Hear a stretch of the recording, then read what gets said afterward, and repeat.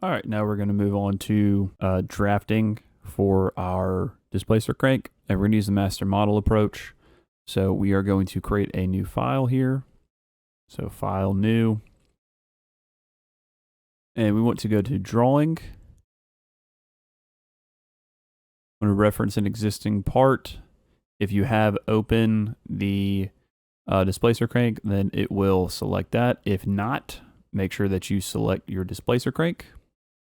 We want to do a size B drawing, and we want to make sure that we name it correctly. And we want to be sure that we're saving it to the same location that your model is in. So if yours is on the desktop, make sure you're saving it on the desktop. If you want to create a folder for this and go and save them both there, go for it. And once we named it correctly, saving it to a place that we can at least access, then we can go ahead and hit OK.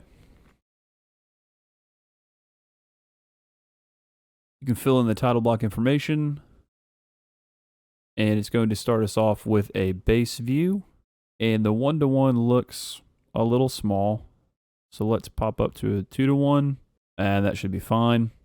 Got a top face view here, so go ahead and dimension. We're going to place the top view there. We'll do side view, front view, and go ahead and close out. First thing I want to do is go and process our hidden lines.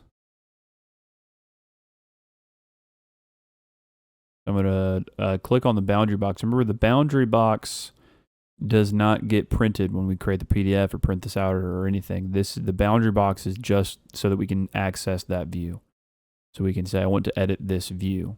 So we're going to click on the boundary box, go to settings. Under hidden lines, we're processing the hidden lines, but they are invisible. So we want to turn that to the dash lines. And we're going to do that for all of our drawings.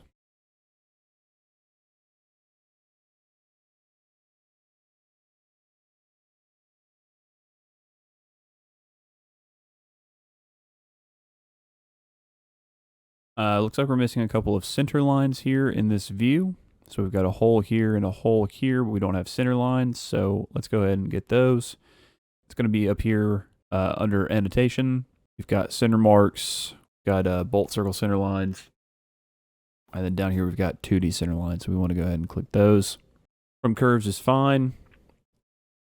We can do the bottom one first. So we'll go just from that point to that point. And we can bring these in a little bit. Oh, we have set extinctions manually.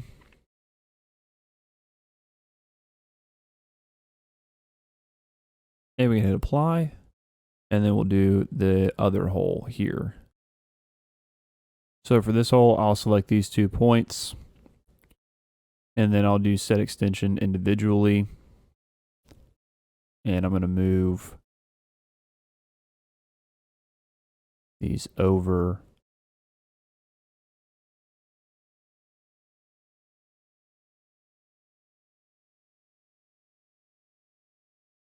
And we'll hit OK. So we can go ahead and get the diameter on this view. Now this one can actually be a little bit tricky, so I like to do the linear. And then I'm going to zoom in on the point here. And then come over here to the other point. And then mine says 0 because I have vertical selected. I'm going to go to horizontal. 1.24. And to add the diameter, what I'll do is I will come into the box that's to the left of it.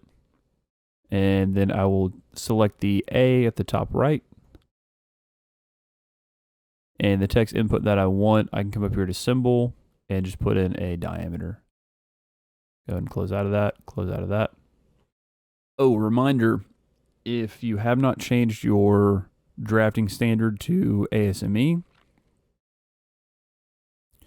you need to do that. We can go to menu, tools, drafting standard, and make sure that you have ASME selected.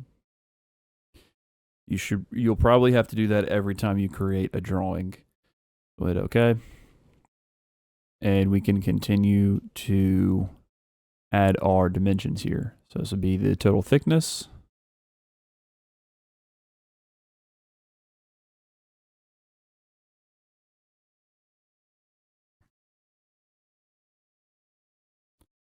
And then we can come down here to this view. We need to dimension the center point to the edge.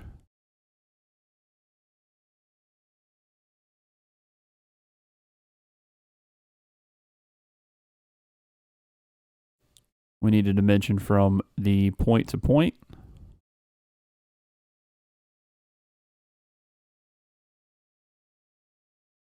And we also need to get the dimension for the edge to edge here.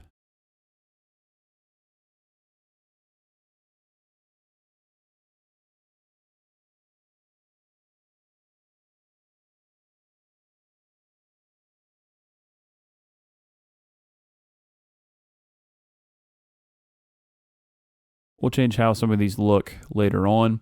I like to get the dimensions on first and then go back through and make them nice and neat. We also need to do the radii here. So I'll come up here and do a radial dimension.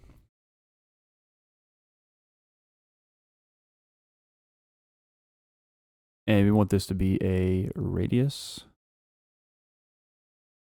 We want to indicate that these are for both. So we'll come in here and do a 2 times.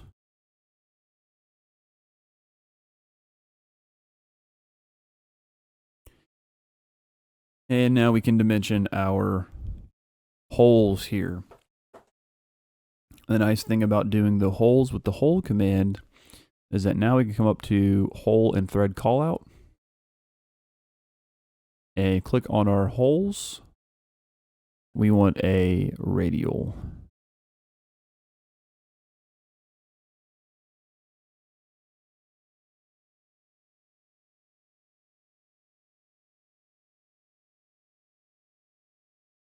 And we want to indicate that the hole is at the center. So we can just say hole at center.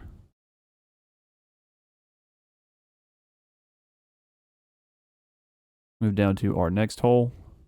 Again, go to the thread and hole callout. And we're just going to select the hole.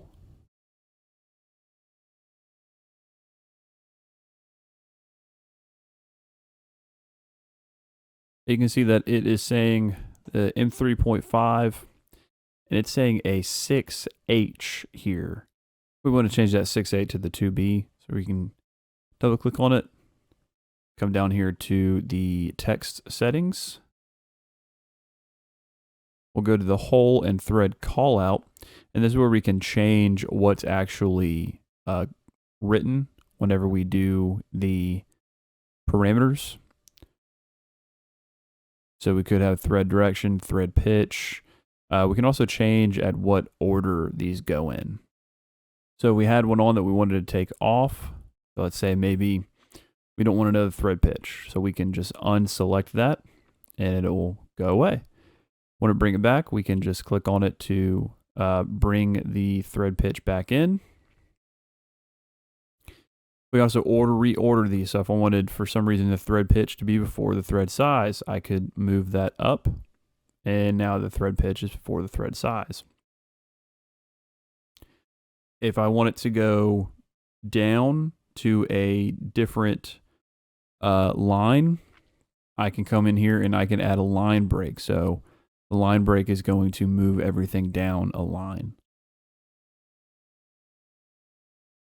And here you can see that we have our internal thread tolerances right here. We're going to say this is a 2B. And we're going to close out of that. Now we can put in our section view. So we'll come over here to section view. It's near the top left.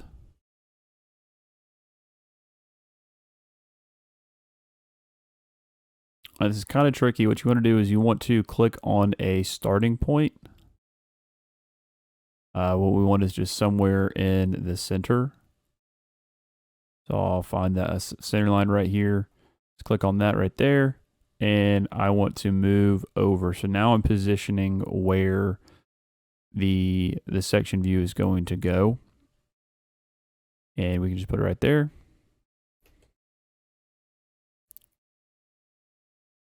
And so we've got a nice section view here, except for the fact that we have some hidden lines, and I don't want any hidden lines in our section view.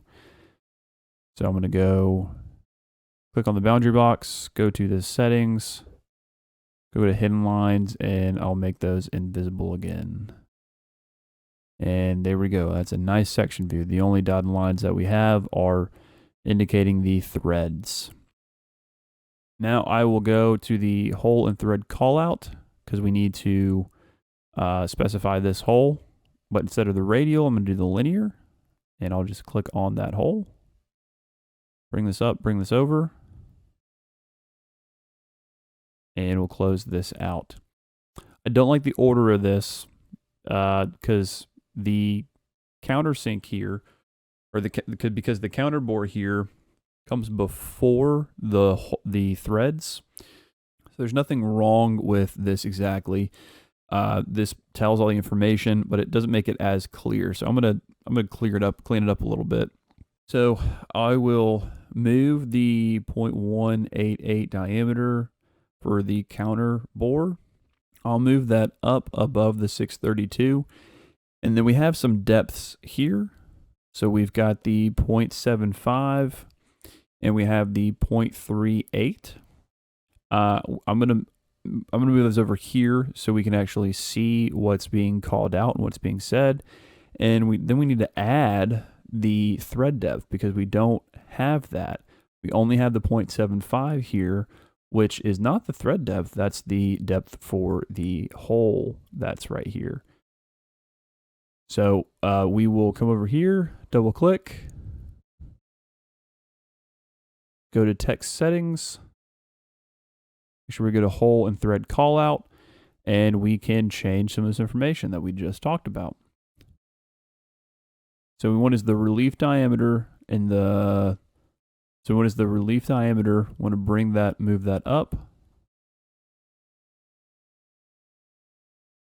The very top, and then we want a line break. Got the relief diameter, line break. We have the thread.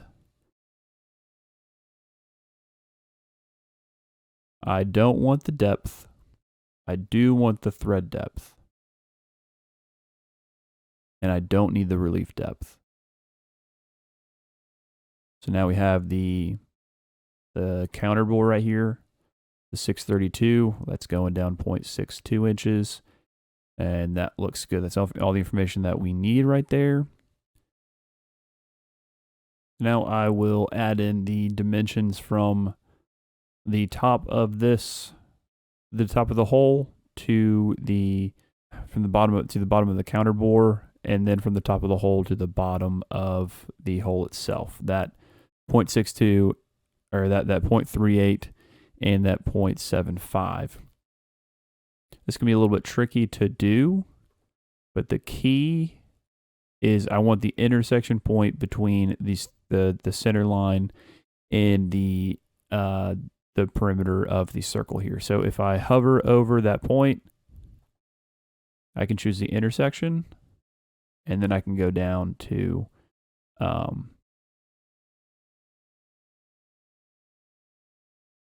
the shoulder right there. Remember, we go to the shoulder. We don't go through the bottom of that. We go to the shoulder. At 0.38. Now come back up and we'll do the other one.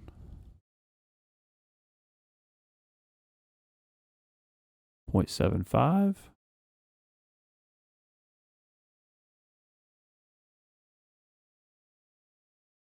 All right, now I'm going to go around and just kind of organize everything.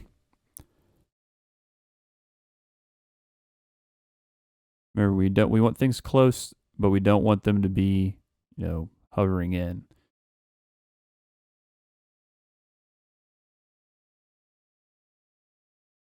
Then if we want two things to be aligned with each other, we can bring it in, and as we move away, it's going to stay centered.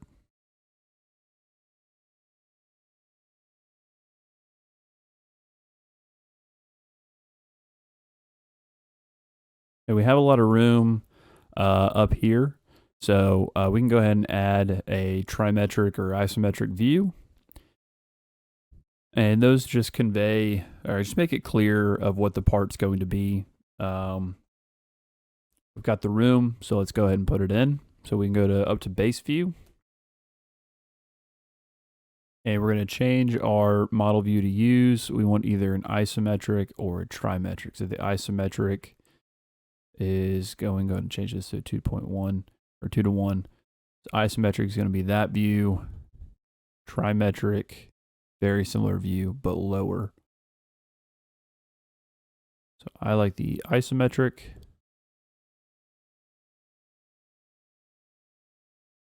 Put it in about right there.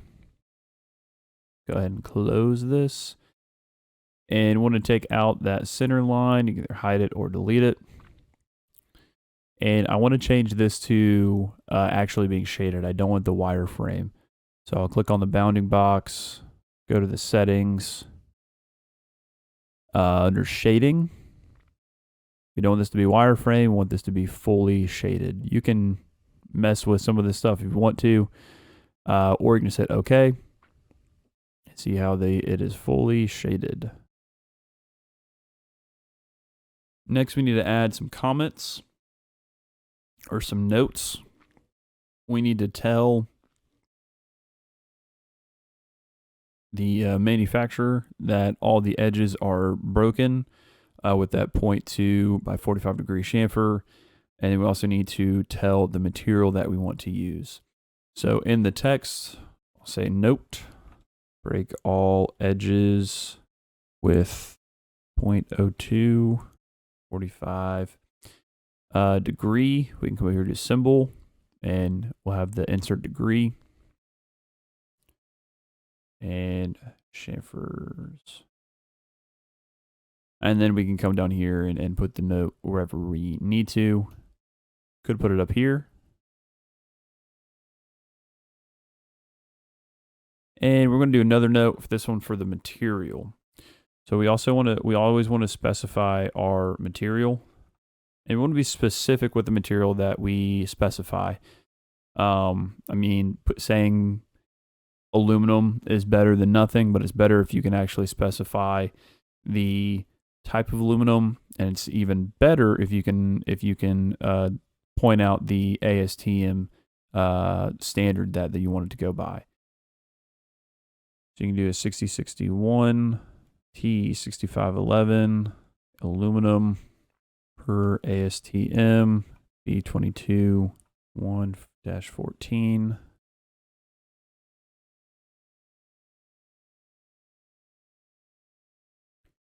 And lastly, we want to put in our title here. We can put in Displacer crank. And it should be a little bit bigger, so we can highlight it and come here to the fonts. Change that to a 2. Displacer crank. Remember, when we are doing our views, we want to make sure that we are defining and dimensioning everything that we need, but not over dimensioning things. So we don't want to dimension things twice, and we don't want to give more information than is needed, because then this gets really messy real quick. Last thing that I'm going to change is we can actually edit the way that these lines are. So if you double click on the arrow, come down to settings, and go to the settings here. And if you come down to section line, we've got arrow line, arrow length. Right now it's at 1. And change that to 0.5. See how that looks. Yeah, that'll be all right. And you can change the way that the section line looks. So you can actually change the line. So we got phantom, dashed, center line. Sometimes I think that the phantom line is a little too thick, so I will change this to 0.7 millimeters, but that's just a preference thing. So be sure to save this because you need to turn in this file, but we're also going to print this as a PDF. So to export this as a PDF, we're actually going to print this as a PDF. So we're going to go over to File, Print. The printer we want to select as Microsoft Print to PDF. We want export raster images to drawing turned on, but we want export shaded geometry as wireframe to be turned off. We do not want that selected. Export custom symbols in foreground, that's fine. We do want this to be at a high resolution. And then we want to select print to file, and we can hit OK to select where the file is going to be saved to. And then after you've saved that file, you can open it up, make sure that everything looks right, and make sure that you turn that in to Canvas.